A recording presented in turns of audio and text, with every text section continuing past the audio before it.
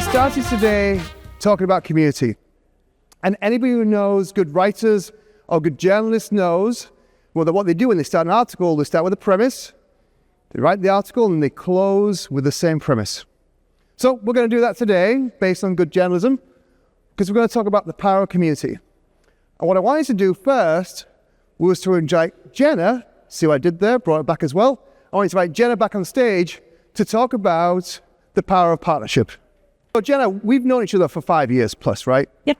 And one of the things that we've talked about is the idea that we can help each other be successful, but the relationship has to be based on trust. And you've done some more work on that. So we're going to end with a simple model that you've created, which is very effective. So I'm going to let you talk through this approach. Oh, this is so fun to see. All right. So this is interesting. I started the day by talking a little bit about how when I decided to take this big risk and go from retail tech executive to retailer, that I was really coming in as a retailer to essentially build and prove this model, right? I wanted to prove that there was a better way for retailers to support their vendors and vice versa. And so what I've learned over witnessing this over the past, decade-ish, is that there's actually some real priorities here that we as vendors and as retailers can actually bring to some of these relationships. And so what I've found, number one, is all about trust. So I want to call out the sales process. I'm sure you've all lived it. You've all felt it one way, shape, or form. You've got that super hungry sales rep that is willing to promise you the world, right? You've got a retail technologist that has come in and they've got this great vision for the tech, and your sales rep says, oh yeah, of course we can do that. With time and money, we can do anything. And so you sign the contract, retail executive says, okay team, I'm out. Tell me when this thing is profitable. But the challenge is that all of that innovation, all of those requirements, all of that vision that this retailer brought to the sales process never gets documented. So an SI gets brought into the mix, and what happens?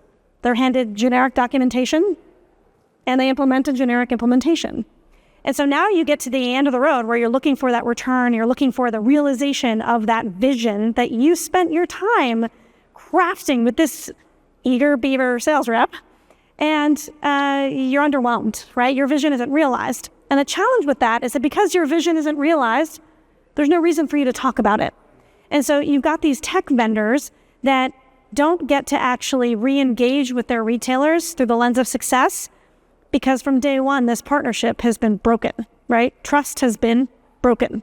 So first and foremost, as vendors and as retailers, we have to be committed to the sales process being authentic and transparent. And that leads me to the next piece here, and that's vision. So that's on you. That's on retailers, right? You guys have to be transparent. I think retailers get into, I know this, they get into the habit of being closed off, especially in the sales process, because we feel like the more we share, the more they're going to charge me. The more honest I am about my metrics, the more they're going to charge me. And so again, when you look at trust, you've got to be willing to share that vision. And once you're in market, you got to keep sharing it. So sit on every client advisory board that you can get on, share that vision. And what's going to happen is you're actually going to get product that's influenced by you. So now you're going to get product that is influenced and built expressly for your customers, and ultimately going to drive more value back to the business. And then the last piece here is all about reciprocity. So now that you've won, now that you've got this great tech and market, you need to give back to your vendors. You have to be evangelists. You have to do case studies. You have to be forthright and open about the work and the success that you're having together. Because guess what happens? When you do that, you legitimize their technology. And when you legitimize their technology, they sell more of it. And when they sell more of it, they generate more revenue, which they put back into the product. And as that product gets better and more efficient, you get better and more efficient. And so it's this really beautiful flywheel that I'm kind of trying to capture here. But that all starts with your commitment and your commitment to the relationship. It is a second job. It really is. But if you do it right, it lifts all boats. So I'm excited to hear from Brian too, and really see another great example of a good partner in action. And so to give this full circle from the theory into the practical, I don't know if you guys have walked through the Decision Maker gallery right up there, and please pick up one of the magazines as well. But over the last 18 months, Ford has been investing in telling more of the stories, Jenna's one of them, of how merchants, how customers are succeeding in their jobs, not necessarily to support Forta, but really to promote their own personal journey. So pick up one of these. And then also, we also, as Jenna mentioned, have an advisory board as well. So I think there's a bunch of advisory board members in the audience. So thank you for your support. Jenna's also on the advisory board too. And then what I wanted to do was to close today with another example of how merchants who are decision makers, who are advisory board members, who are experts in the field, are starting to give back into the broader community. And I want to leave the message around community as well. So what I'd like to do is I'd like to invite Ozga and Brian onto the stage. Perfect. All right. Thank you. We're almost there. We are between you and happy hour. So. That's a tough spot to be in. I know, right? Lots of expectations. Okay, so Brian, welcome back to Impact. Thanks for having me. We were on this stage together last year talking about one of our passions, which was policy abuse. This year we are going to talk about another passion, which is mentoring the next generation of leaders. That's right, yeah. Yeah, perfect. So before I pass the mic to you, I would like to just highlight, last year we launched our first Forter mentorship program. It was a pilot. Brian was generous enough to invest his time, so we are going to talk about that. And then we have some fun announcements towards that. Would you like to introduce yourself first? Yeah, sure. Hi, thanks for having me again. Brian Davis, I lead our global digital operations team for Adidas. What that means is one half of my world is really focused on payment and fraud and all of the sort of abuse stuff that comes within that space. But more broadly, we'll look at friction as it relates to our business principles and goals. So where do we have things that are that are interrupting the consumer experience that need focus, whether that's something like a slow page load times or errors and all this sort of like general health metrics. But then my passion's really in the payment, fraud, and risk space, so I spend a little bit more time there than the other spot. That's great. So you have a very busy day-to-day. Yes. Right? My calendar usually starts from about 6 a.m. to about 4 p.m. You know, my team sit in 6 locations across 4 different time zones, so we're trying to cover a lot of territory. Yeah. So tell me a little bit then, given the busy schedule, given the pressure, given the brand recognition, why did you sign up even additional extracurricular time to be a mentor? Because I'm poor at calendar management. No, honestly, it's because mentorship is really near and dear to my heart. I don't think any of us got where we are today because we didn't get help. I can think back to early parts of my career where I saw the first person writing code and I was like, well, what's that? And so he taught me how to write SQL. And then I latched on to, well, how do I turn this SQL query into something really informative? And then we started busting out things that would like tell us what was happening in retail stores that was like kind of what we're doing now with things like Forter, but really old school. But it was through the help of others that inspired me and got me to ask the question that I now ask. And I thought if this is an opportunity to help someone maybe on a similar path, then it's worth my time wherever that calendar slot might work. Yeah, that's great. Yeah, I can count a handful of mentors that were very pivotal in my career, especially pushing me to do things which I probably wouldn't have the courage to do so back then. So I completely understand and appreciate what you're saying. I mean, if you are only ever living in your own bubble and you don't introduce another idea, another train of ideas or another way of looking at something, you kind of really limit your own growth. And I think a mentor can help you with some specific problems, but it can also just help you open up your eyes to different ways of thinking, different ways that have been successful that you can draft off of, some things you can learn from failures. And so I think beyond just, hard skills and soft skills, there's just general approach, general openness to thought that I think that I've always gained, and I hope that I was able to give in the mentoring relationships that I have. Yeah, that's great. So next question, tell us a little bit about the logistics and process side of this program. How was it to the logistics and process side of this program? How was it to sign up? How was it to participate in it? How did it go? I mean, it was very easy, right? So it was a very simple, I think it was a QR code or something like that. It was as simple as saying, hey, I'm interested. I will admit I didn't respond very quickly to the follow-up message after my stated interest. So I did get a reminder from maybe Marissa.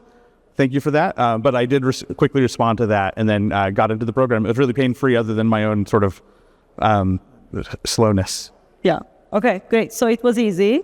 and simple enough for you to get in. Your mentee here couldn't be with us. She couldn't travel. But can you talk a little bit about what did you guys focus? How was that relationship building? Yeah. So firstly, my mentee was somebody from a completely different industry, a vertical I'd never worked in, a space that I was very unfamiliar with. So I was a little bit, not concerned, but just curious how the match would go.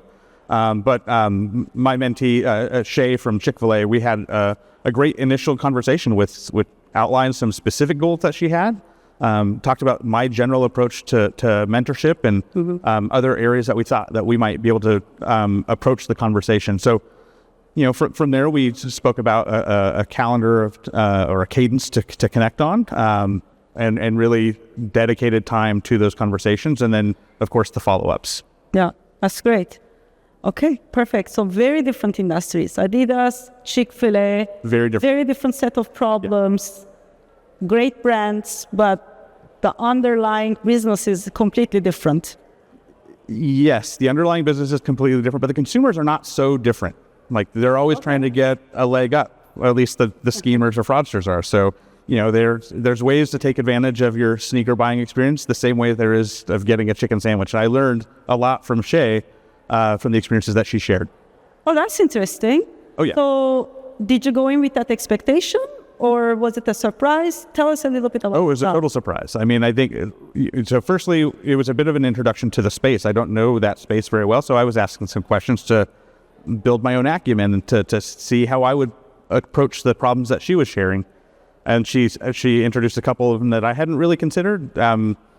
Things like, you know, chargebacks as it relates to food are not something I have to think about, right? And when somebody's giving a chargeback or claiming a chargeback for something that wasn't as described, I can understand that when it comes to, like, the sneakers weren't the sneakers, but the chicken sandwich is the chicken sandwich. So how is it that this consumer's making this claim? Yeah. Is it because the graphic or the image on the menu doesn't match what was in the wrapper? I really don't know. So we sort of spoke about how consumers interact with the brand in that way and some of the ways that they get to play defense in those scenarios that, again, were very foreign to me.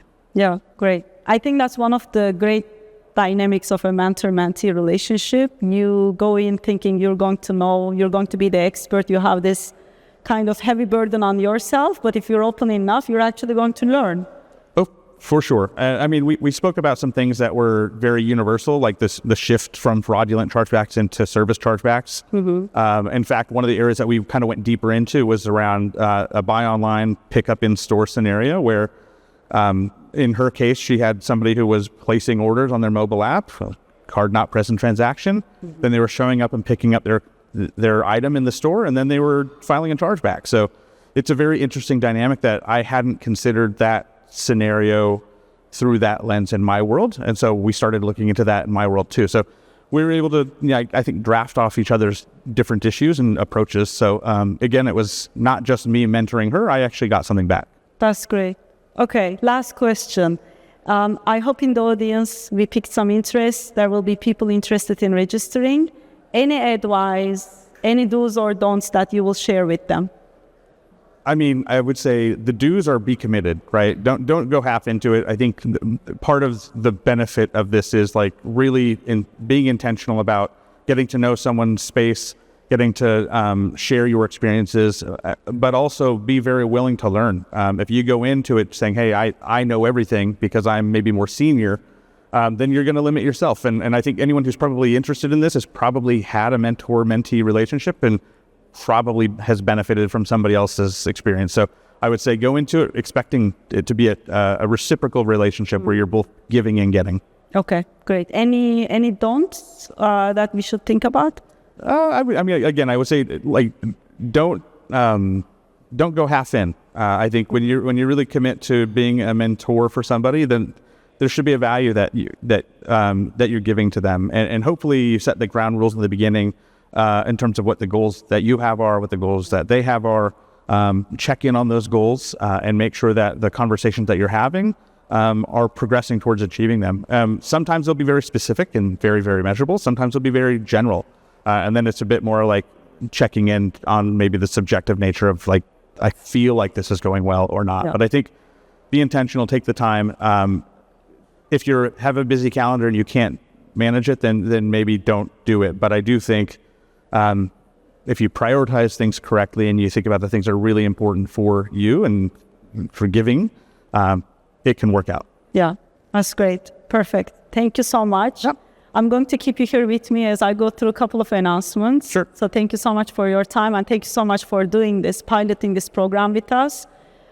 It means a lot to us to bring the community in this case, give a chance to our next generation leaders to learn from leaders like yourself. So we really appreciate it. With that, we are going to announce next year, we are continuing and actually expanding the mentorship program. There should be a QR code somewhere if you would like to apply, or either, here we go, invest in our community either to be a mentor or to be a mentee.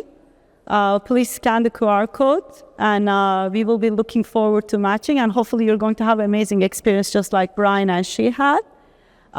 If not right now, you can think about it, and we will obviously send follow-ups if this is some interest to you.